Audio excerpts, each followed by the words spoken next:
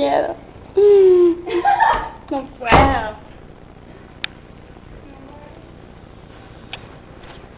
Oye, ¿por qué no te fue a cortar a Andrea mejor? No, me tengo que matar. ¡Ah! Venga, ¿usted va a matar qué?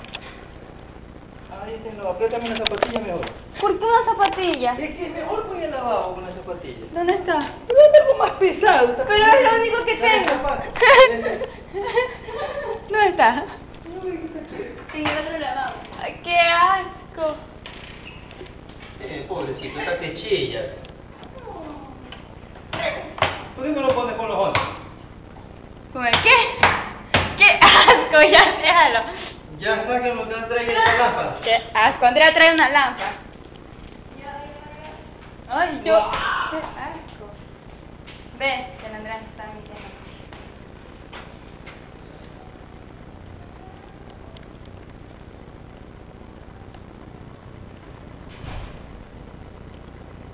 ¿Qué?